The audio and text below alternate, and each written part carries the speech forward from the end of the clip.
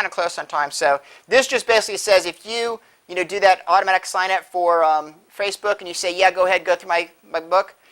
If it accidentally sends someone a friend message that has a restraining order against you, you just violated the restraining order. Because you contacted that person, even though you didn't intend to, perhaps. Okay, these are two kind of interesting cases. A Japanese woman killed in the online world Maple Story, which is kind of like Second Life. It's just a different version. Her husband, after he gave her a messy divorce, can she be charged with a crime? How many think yes? How many think no? She actually will be. She'll be charged for hacking into his account. That's how she was able to kill him. She hacked into his account. It was a violation there. Obviously, you can't be charged with killing him there. 2 Dutch teens tried to coerce the third teen at knife point to get his virtual amulet.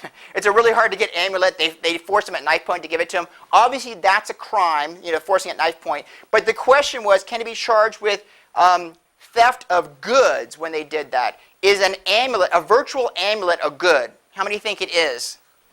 How many think it is not?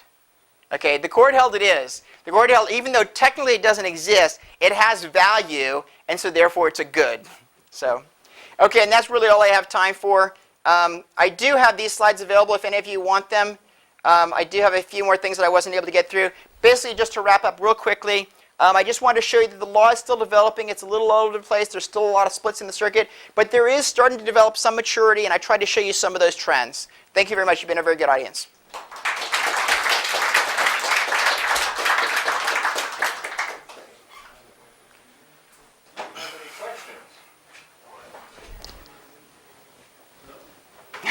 Yeah.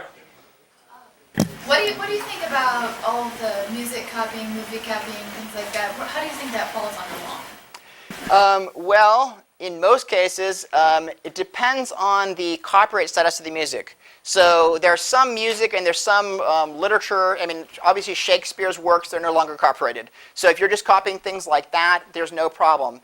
If you're copying things that still are copyrighted and you're not paying for them, that could be a problem.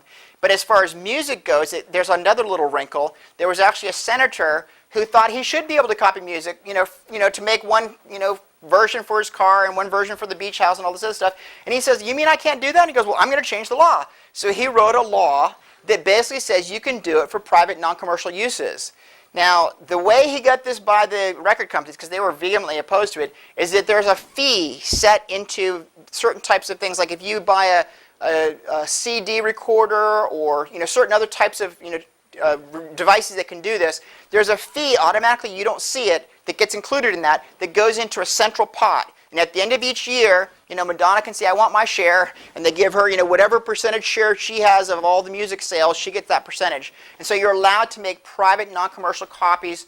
Now, some people have said, "Well, what does that mean?" I mean, I used to teach at a college, and our college students said, "Well, I'm giving private, non-commercial copies to everyone at the university." They didn't really envision it that way. It was more like family and personal uses and things like that. But it hasn't been really litigated in the courts. And then some people said, "Well, if you can do that for music, I'm going to make some private, non-commercial copies of my videos, that I can rent from Blockbuster and a few other things." Well, see, the law didn't extend to that. So that's really a different area. So it becomes very kind of messy. And a lot of these file sharing things, of course, if you're referring specifically to that, most of them are going to involve all sorts of illegal sharing and purchasing that isn't being done. Any other questions? Yeah.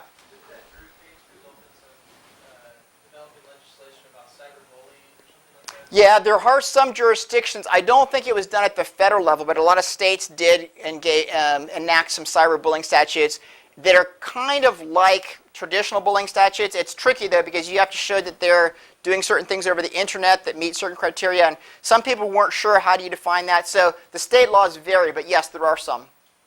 Good point. Any other questions? Okay, if you would like a copy of my slide, just let me know, or give me a card or something like that, or I'll give you my card, and then we can make it. And alternatively, we can make it available through CERIAS. Yeah. Okay, great. Thank you very much.